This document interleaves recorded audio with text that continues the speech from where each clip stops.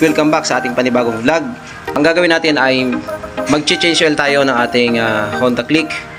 At ituturo ko rin sa inyo kung ano yung tamang torque value ng ating drain plug kapag nag-change oil tayo ng ating Honda Click 125. Good day mga kabadis, welcome back sa ating panibagong vlog. Panibagong kaalaman at panibagong matutunan sa ating video today. At ang gagawin natin ay mag-change oil tayo ng ating Honda Click. Papakita ko sa inyo kung paano mag-change oil nito ng tama at yung pinaka the best way ng pag-change oil nitong ating unit. Alright? At ituturo ko rin sa inyo kung ano yung tamang torque value ng ating drain plug pagka nag-change oil tayo ng ating Honda Click 125. At ayan, ito dapat every time na mag-change oil tayo ng ating unit, kapag makita natin na yung drain plug washer ng ating unit ay gastado na or masyado na siyang manipis dahil sa overused, dapat lagi natin siyang pinapalitan ng drain plug washer or sa term ng Honda ay yung packing cock na tinatawag niya. Ito yung kanyang part number 90407259000. Alright? And then, every time na nag-change oil tayo ng ating unit, para mas madali natin ng maigi yung engine oil ng ating makina, dapat binubuksan natin ito sa kanyang strainer at para ma-check na rin or malinis na rin yung kanyang oil strainer dito sa kanyang makina. So ayan, may 17mm socket yan. Yan, binubuksan dito para matanggal natin yung oil strainer niya at ma-check at malinis na rin natin siya kapag sobrang madumi na yung kanyang oil strainer. At every time na tinatanggal natin yung ating oil strainer, pag binalik natin ito mga kabadis, ituturo ko rin sa inyo kung ano yung tamang torque value ng ating oil strainer cover para maiwasan yung pag-loose thread nitong oil strainer cover ng ating makina. Okay? Ang unang gagawin natin mga kabadis ay i-drain natin yung oil dito sa 12mm na bolt na ito dito sa kanyang engine na nasa ilalim. Ayan. Kung mapapansin niyo yung kanyang drain plug washer, sobra ng pipi. Ayan. Overuse na. Pag tinanggal natin yung mamaya, nakikita natin na nakapipi na siya masyado. Ito. Okay, so drain muna natin yan. Okay, gamit lang tayo ng ratchet saka 12mm na socket. Ayan.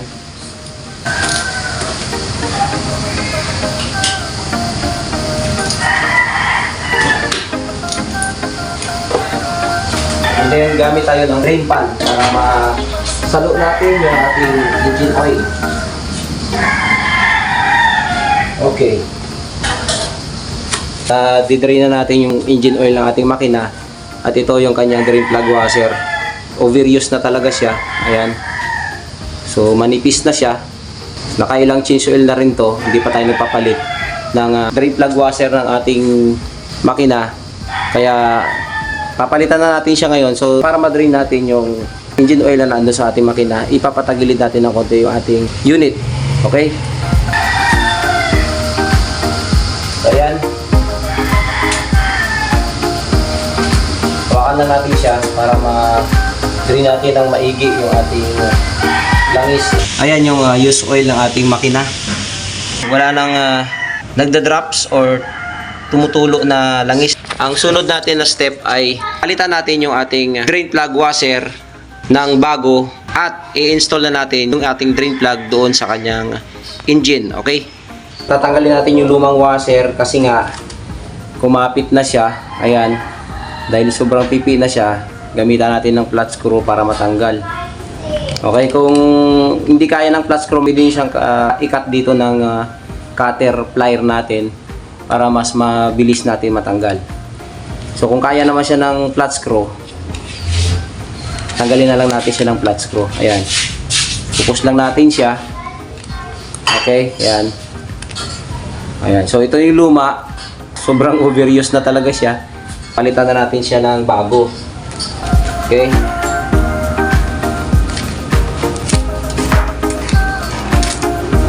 Alright. Ayan, ito yung bago nating drain plug washer. Ayan. Ayan, so saktong-sakto yung ating drain plug washer na nabili online. Ayan. Okay? So, pwede na natin siya ikabit mga kabady sa ating engine. Alright? Punasan lang natin to. At ikabit na natin yung ating drain plug sa kanyang dating posisyon. Gamit lang tayo ng socket 12mm. Ayan. So, yan. Nakabit na natin yung ating drain plug. Okay. So, next ito mga kabadis, i-torque naman natin siya sa kanyang tamang torque value na naka-specified sa kanyang drain plug. Okay? Meron tayong torque wrench dito na pwedeng gamitin. At ito ay nabili natin online. So, ano nga ba mga kabadis ang tamang torque value ng drain plug ng ating Honda Click 125? Ang tamang torque value nito mga kabadis ay 24 Nm. Okay, so isiset na natin ito sa 24 Nm na specified ng ating drain plug. Okay? Nasa 5 siya, which is yung range niya na kung saan talaga nakaset yung kanyang torque wrench para hindi siya ma-damage. Ayan. So, isit na natin siya sa 24 Nm mga kabady. So, luwagan lang natin to counterclockwise and then, ayan. So, naka-0 siya sa 5. So, iikot lang natin siya ng clockwise hanggang sa ma-meet natin yung tamang torque value nito. Okay, so, kung 24 Nm siya, ayan, i-set muna natin siya dito sa 23. Ayan. Ayan, naka-0 siya, tapos nasa 23. Ayan. So, 0 at 23. Ngayon, para ma-meet natin yung 24 Nm, i-add natin yung point. So, 23.40, 23.80, ayan, 23 point, ayan, 23.90. Ayan. So, ito. Okay, ayan. 24.2. Kasi yung 1.2 plus 23 is 24.2 Newton meter. Ayan. Pwede na yan mga kabadis dito sa ating settings na 24.2 Newton meters. Okay, ilock na natin siya. Ayan, nakaset na ngayon ang ating torque wrench sa 24.2 Newton meter. So, pwede na yun, kahit na sumubra lang siya ng konti. Dahil bago naman yung ating drain plug washer na ikinabit. Okay? So, ito-torque na natin gamit itong ating torque wrench. Then, 12mm na socket. Alright? So, yan, nakalapat na ito. Then, i-torque na natin siya ngayon sa kanyang tamang torque value. Okay, ayan. Tumunog siya. 2 click lang mga kabadis. Okay na yan. At tama na yung torque value ng ating drain plug sa ating makina. At yun na yung pinaka sagad niya para maiwasan natin ang pag-loose thread nito ating drain plug sa ating unit. After natin i-torque yung ating drain plug, i-center stand muna natin yung ating unit and then i-remove na natin yung kanyang oil strainer at para malinis na rin bago natin ilagay yung ating engine oil na para sa ating makina. Okay?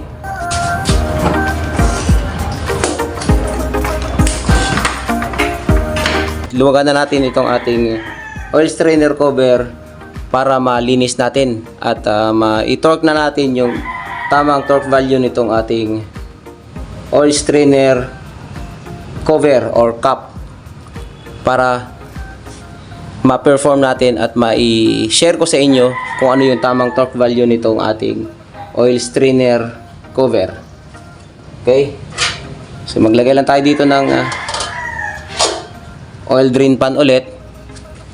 And then remove na natin siya.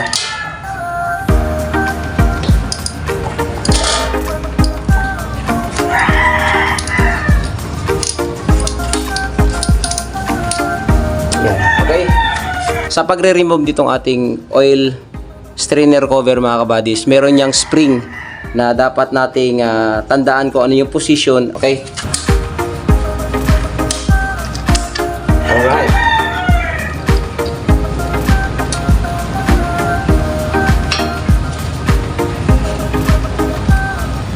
Okay mga kabadis, ito yung spring na sinasabi ko na dapat nating tandaan kung ano yung tamang posisyon niya.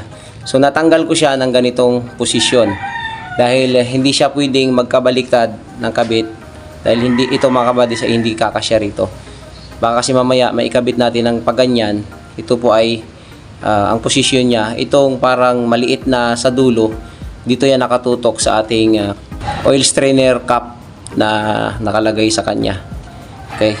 At ito naman yung kanyang oil strainer na dapat linisin.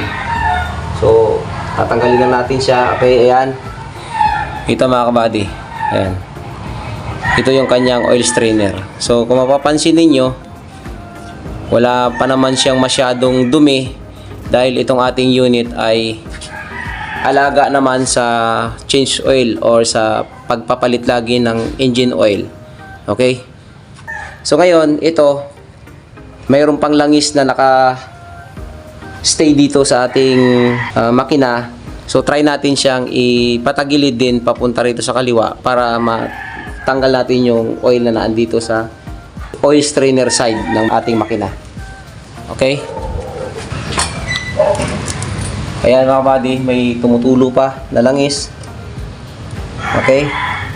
Ayan.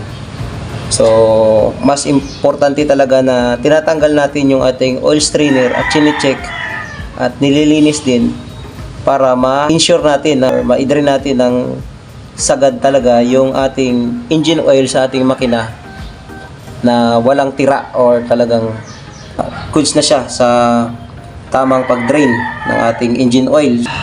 Okay? Every time na nagtatanggal tayo nitong ating oil strainer at naglilinis mga kabady, make sure lang natin na papalitan natin yung ating o-ring na nandito sa cap. Ito. Ayan.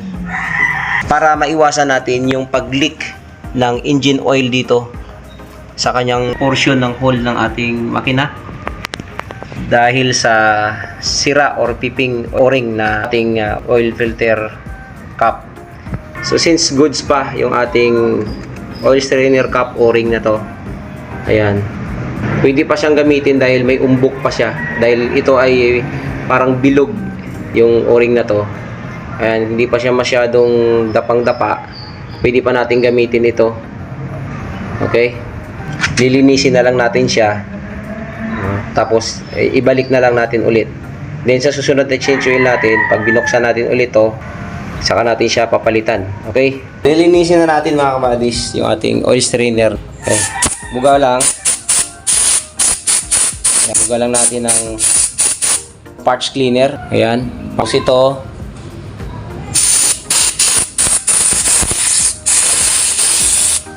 Okay.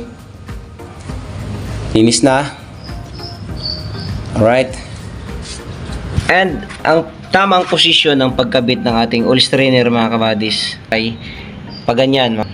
Itong rubber na nasa ibabaw ay nasa loob dapat. Okay? So ganyan. Okay? Tapos itong dulo naman ng spring na ito na maliit at dikit-dikit dito sa ibabaw, dapat ito ay nakaposisyon ng paganyan. Okay? And then yung spring na to ay dapat nakapasok. Kaya nakapasok dito sa strainer. Ayan, okay? Ayan, paganyan siya, nakapasok dapat sa strainer mga kabady. Okay, tapos didiin na lang natin siya pag ganon. Yan. Para mahigpitan. Okay. I-hand tight lang muna natin siya mga kabadis. Yan. Okay. Ayan. So yan, naka-hand tight na siya. Saka naman natin siya ngayon gamitan ng torque wrench. Ayan. At ito torque natin siya sa kanyang tamang torque value. ng kanyang oil strainer cap or cover. Okay, so isisit na natin itong ating torque wrench mga kabady sa 20 Newton meter. So nakasit ito ng 24 Newton meter. I-counterclockwise na natin siya pababa. Pababa siya yung ating reading. Then, ayan. So, isiset natin siya ngayon sa 20 mga kabadis. Ibababa lang natin siya. Babawasan lang natin siya ng 1. Okay. So, yan. 1.6. Ngayon, so, 21 Newton meter less mo ng 1.6 is equivalent to 20.6 Newton meter. Ayan. So, ilalak lang natin to. And then, i-torque na natin siya ng gamit ang ating torque wrench na nakaset ng 20.6 Newton meter at gamit itong 17 deep socket. Okay?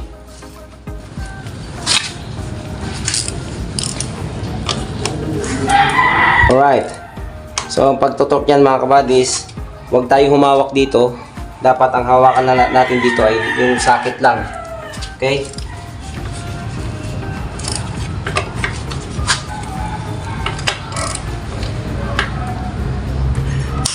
Okay. Double check. Mga kabadis, naset na natin siya ng torque na 20.6 Newton meter. Okay, so ilalagay na natin yung ating engine oil dito sa kanyang oil filler. Ayan. So, okay. At gamit tayo ng funnel na sakto lang para doon sa kanyang hole ng ating dipstick sa ating makina.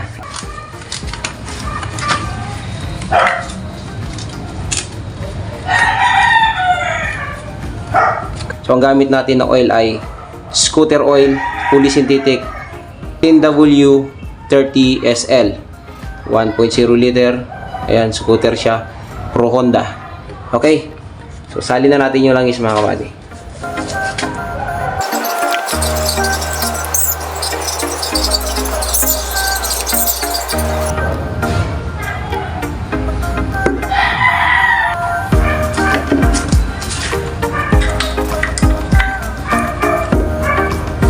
At okay na yung ating langis sa ating makina mga kabadis. Na change oil na rin natin at na torque na rin natin yung drain plug washer na tamang torque value. Pati na rin yung oil strainer cap or cover doon sa ating left side.